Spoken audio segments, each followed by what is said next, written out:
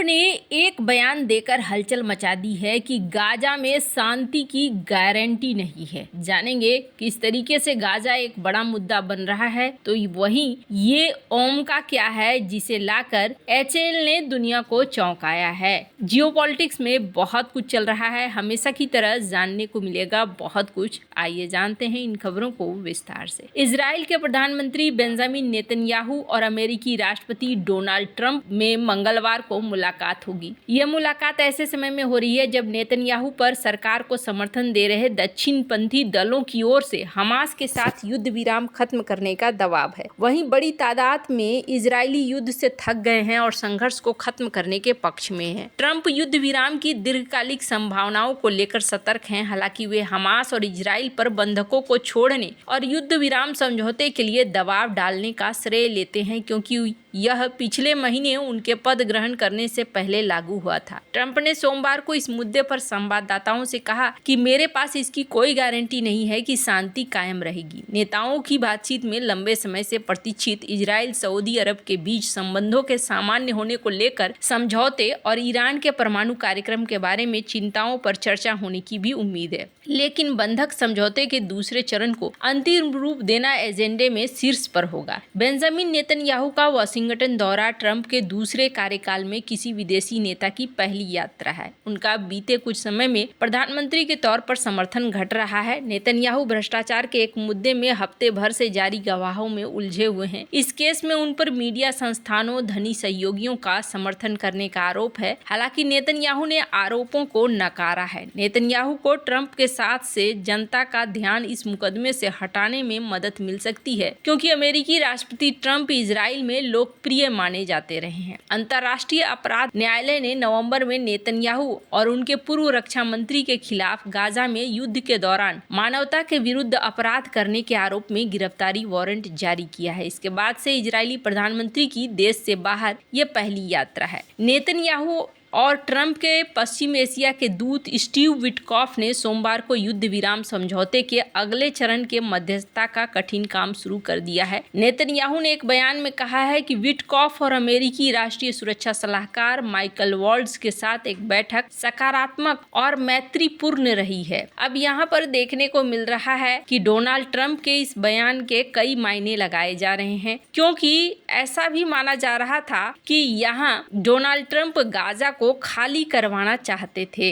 अमेरिकी राष्ट्रपति Donald Trump ने जॉर्डन, मिस्र और दूसरे अरब देशों से ज्यादा फलस्तीनी शरणार्थियों को अपनी जगह पर, अपनी जमीन पर जगह देने का आग्रह किया था। ट्रंप ने गाजा के युद्धग्रस्त क्षेत्र को तकरीबन पूरी तरह से खाली करते हुए नई शुरुआत करने का प्रस्ताव रखा है। साथ ही उन्होंने जो बाइडेन के समय इजराइल को 2000 पाउंड बम भेजने पर लगाई गई रोक को भी हटा दिया। ये रोक गाजा में नागरिक मौतों को कम करने के लिए लगाई गई थी। गाजा में युद्ध विराम लागू होने के बाद शनिवार को डोनाल्ड ट्रंप ने जॉर्डन के राजा और मिस्र के राष्ट्रपति से भी बातचीत की थी। उन्होंने दोनों देशों के नेतृत्व से फलस्तीनी शरणार्थियों के पुनर्वास के लिए समर्थन मांगा। उन्होंने गाजा को एक विध्वंस स्थल बताते हुए क्षेत्र में शांति स्थापित करने के लिए अरब देशों के साथ मिलकर एक नए स्थान पर आवास बनाने का सुझाव दिया है। गाजा पर बात करते हुए डोनाल्ड ट्रंप ने संभावित रूप से इतनी आबादी को स्थानांतरित करने की बात कही ताकि युद्धग्रस्त क्षेत्र को साफ किया जा सके और एक नई शुरुआत की जा सके। उन्होंने कहा कि मैंने जॉर्डन के राजा अब्दुल्ला द्वितीय से बात की और मिस्र के राष्ट्रपति अब्देल फतह अल सीसी से भी बात की। मैं चाहता हूं कि मिस्र ज्यादा लोगों को स्वीकार करे। ट्रंप ने कहा कि गाजा सचमुच एक विध्वंस स्थल की तरह है, सब कुछ ध्वस्त हो गया है, वहां लोग मर रहे हैं, इसलिए मैं कुछ अरब देशों के साथ शामिल होकर एक अलग स्थान पर इनके आवास बनाना पसंद करूंगा, जहां वे शायद बदलाव साथ शांति से रह सकें। इजरायली प्रधानमंत्री बेंजामिन नेतन्याहू ने कार्यालय से अभी इस पर कोई टिप्पणी नहीं आई है।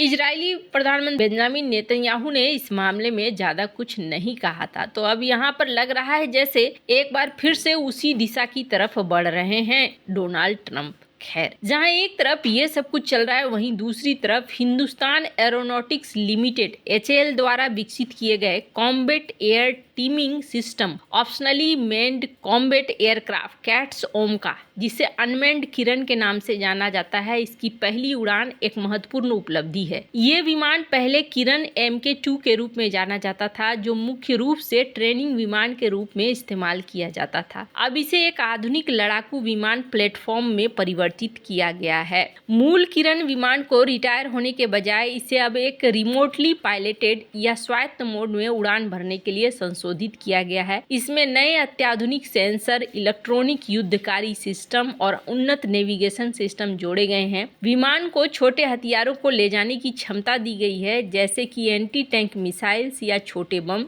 जिससे ये एक बहुभूमिका वाला विमान बन जाता है। डिकॉय, दुश्मन के रडार और एयर डिफेंस सिस्टम को धोखा देने के लिए इसका उपयोग किया जा सकता है। सेकेंडरी अटैक के रूप में भी इसका इस्तेमाल किया जा सकता है, मुख्य हमले के बाद या साथ में सहायक हमले के लिए। इंटेलिजेंस, सर्विलांस, रिकॉग्निनांस, स्वायत्त उड़ान मोड में ये विमान दुश्मन की क्षमता और आंदोलन की जानकारी एकत्र कर सकता है। टेक्निकल विशेषताओं की बात करें तो इसके स्वायत्त मोड में लंबे समय तक उड़ान भरने की क्षमता है, जो पारंपरिक मैन्ड फ्लाइट्स की तुलना में अधिक हो सकता है। सुरक्षित और लंबी दूरी के संचार प्रणालियों से ये लैस है, जो जमीनी नियंत्रण के साथ संचार बनाए रख सकता है। नेविगेशन की बात करें तो उन्नत GPS और इनर्शियल नेविगेशन सिस्टम, जो अत्यधिक सटीकता प्रदान करता है। HAL ने इस परियोजना के लिए new space research and technology के साथ सहयोग किया है, जो नई तकनीकों के खोज और विकास में विशेषज्ञता रखता है। इस प्रोजेक्ट में भारतीय रक्षा अनुसंधान और विकास संगठन की भी भूमिका हो सकती है, जो अक्सर इस तरीके का